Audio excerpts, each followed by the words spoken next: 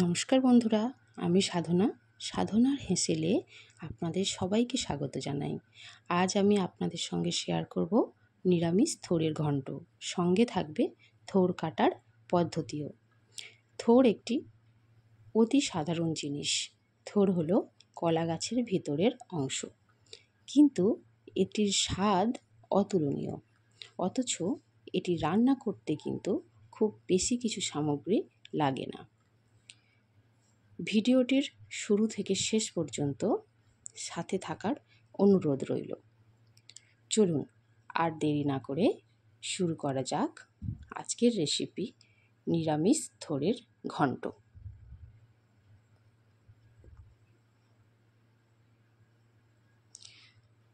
তো নিরামিষ থোড়ের ঘন্ট বানানোর জন্য নিয়ে নিয়েছি দুটো থোড় এবং দুটো আলু। চলুন এবার থোড়টাকে কেটে নেওয়া যাক। থোড়টা কাটার জন্য প্রথমে থোড়ের উপরে এরকম যে খোসা থাকে, খোসাটিকে হাত দিয়ে ছাড়িয়ে নিতে হবে। আমি থোড়ের উপরের খোসাটি হাত দিয়ে এইভাবে খুলে নিচ্ছি।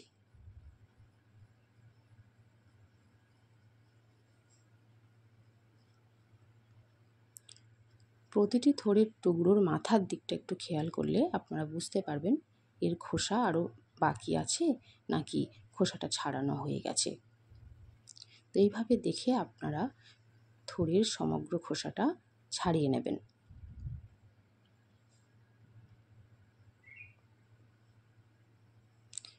আমার খোসা ছাড়ানো হয়ে গেছে। এবার আমি থোড়টিকে মাঝখান থেকে ছোট করে কেটে নেব। ছোট করে কেটে নিলে থোড়টা কাটতে অনেকটাই সুবিধে হয়। এবার আমি গোল গোল করে, যেরকম করে আলু ভাজা কাটি সেরকমভাবে গোল গোল করে কেটে নিতে হবে। এবং প্রত্যেকটি গোল গোল কাটার পর এর ভিতরে সুতোর মতো একটি অংশ থাকে, সেটিকে আঙুলের সঙ্গে জড়িয়ে নিতে হবে। দেখুন আমি যেভাবে জড়িয়ে নিচ্ছি, এইভাবে জড়িয়ে নিতে হবে। নিয়ে অনেকগুলো করে চাকা চাকা একসাথে হাতে নিয়ে ছোট ছোট সরু সরু করে আলু ভাজার মতো কেটে নিতে হবে।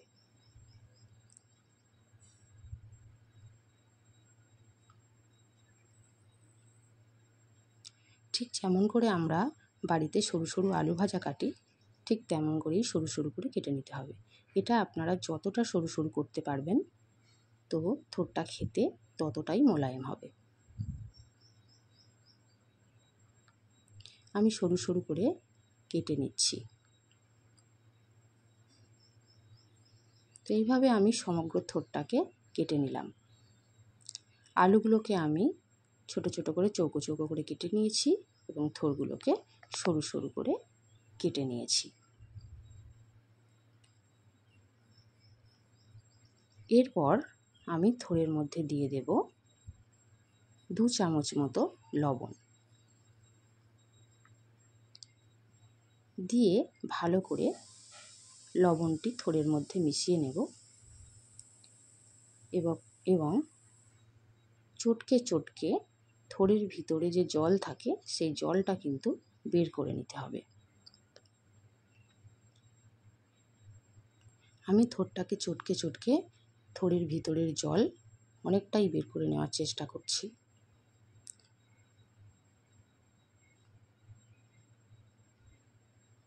আপনারা যতটা ভালো করে থোড়ের ভিতরের জলটা বের করে নিতে পারবেন, তত তাড়াতাড়ি আপনাদের থোড় রান্না হয়ে যাবে। তো আমি এইভাবে মুঠো মুঠো করে চেপে চেপে ভিতরের সমস্ত জলটাকে বের করে নেওয়ার চেষ্টা করছি।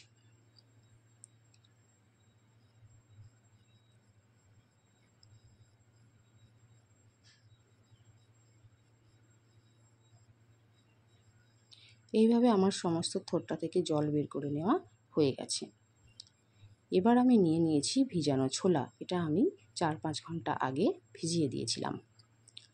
নিরামিষ থোড়ের ঘন্ট বানানোর জন্য যে যে মশলাগুলো লাগবে: 2 চামচ মতো আদা গ্রেট করে কাটা, 2 চামচ মতো জিরে এবং ধনে গুঁড়ো, 1 চামচ হলুদ গুঁড়ো, 1/2 চামচ গরম মশলা গুঁড়ো, টমেটো কুচি করে কাটা, 2 চামচ লবণ, আর ফোড়নের জন্য লাগবে 2টো কাঁচা লঙ্কা মাঝখান থেকে চিড়ে নেওয়া, অল্প একটু গোটা গরম মশলা এবং 2টো তেজপাতা।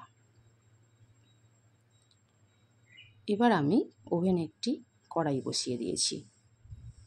কড়াইটি গরম হয়ে যাওয়ার পর তাতে দিয়ে দিচ্ছি 2 চামচ মতো তেল।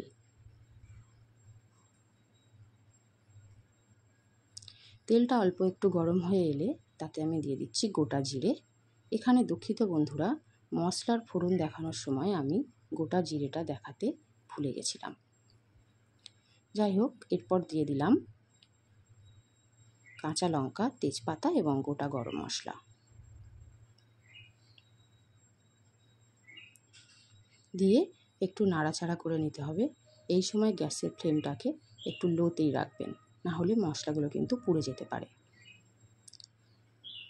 মশলাগুলো একটু লাল লাল করে ভেজে নেওয়ার পর আমি এতে দিয়ে দিলাম কেটে রাখা আলু।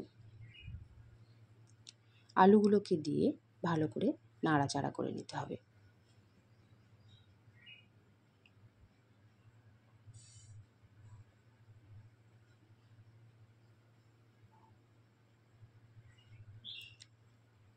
আলুগুলো অল্প একটু ভাজা ভাজা হয়ে এলে আমি এতে দিয়ে দেব লবণ 2 চামচ মতো,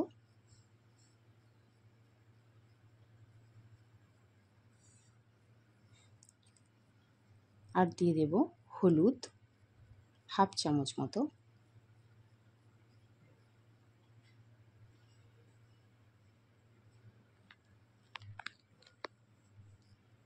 দেওয়ার পর আমি এটাকে ভালো করে নাড়াচাড়া করে নেব।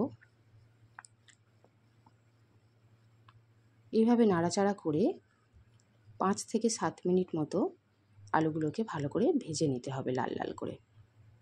এরপর আমি এতে দিয়ে দেব জিরে এবং ধনে গুঁড়ো আর গ্রেট করে রাখা আদা। দিয়ে ভালো করে নাড়াচাড়া করে নেব। এবার এতে আমি দিয়ে দেব টমেটো কুচোনোটা।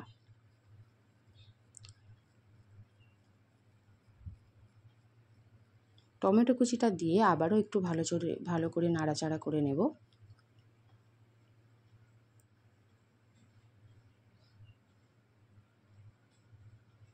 এইভাবে একটু ভালো করে নাড়াচাড়া করে নিয়ে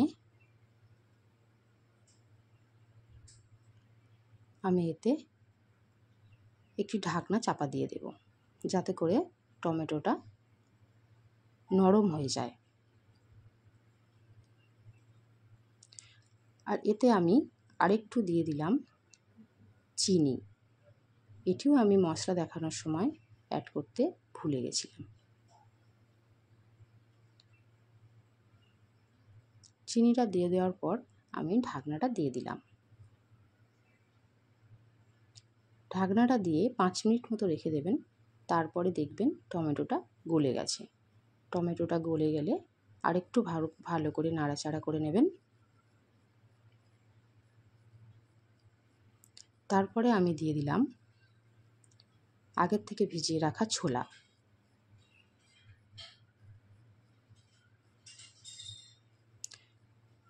এবার দিয়ে দিলাম জল ঝরিয়ে রাখা থোড়গুলোকে। থোড় এবং ছোলাটা দিয়ে আবারও একটু ভালো করে মিশিয়ে নিতে হবে মশলার সঙ্গে। ভালো করে এইভাবে আস্তে আস্তে নেড়ে নেড়ে থোড়টাকে মিশিয়ে নিতে হবে। এই সময় আপনারা গ্যাসের ফ্লেমটাকে লো টু মিডিয়াম ফ্লেমে রাখবেন।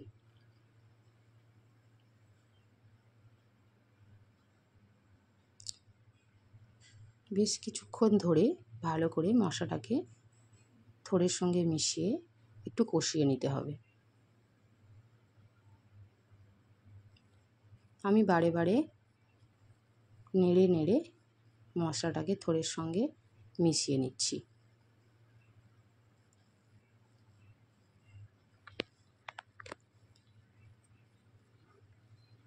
আমার কষানো অনেকটাই হয়ে এসছে।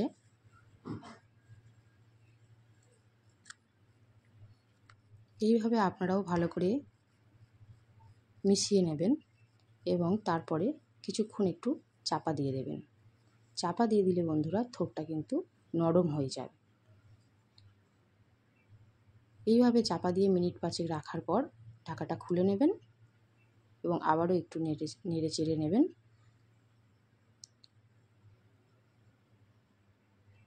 আমি এভাবে নাড়াচাড়া করার পর এতে দিয়ে দিলাম বেশ খানিকটা জল। খুব বেশি জল দেবেন না, যেহেতু এটা ঘন্ট বানানো হবে। খুব বেশি জল দিলে জলটা শুকোতে অনেকটাই সময় লেগে যাবে। জল দেওয়ার পর আমি আবারও একটু ঢাকনা দিয়ে দিলাম। এইভাবে ঢাকনা দিয়ে আপনারা 15 থেকে 20 মিনিট রান্না করে নেবেন। 15 থেকে 20 মিনিট পর ঢাকনা খুলে নিলাম এবং দেখুন বন্ধুরা, থোড় অনেকটাই নরম হয়ে গেছে। এবার আমি এতে দিয়ে দেব হাফ টেবিল স্পুন মতো গরম মশলার গুঁড়ো। আমার নিরামিষ থোড়ের ঘন্ট পুরোপুরি রেডি হয়ে গেছে। এখন আমি আপনাদের একটু সার্ভ করে দেখাবো। আমি একটি প্লেট নিয়ে নিয়েছি এবং তাতে অল্প অল্প করে আমি তুলে নিচ্ছি। ধন্যবাদ এতক্ষণ আমার সঙ্গে থাকার জন্য। আজ এই পর্যন্তই।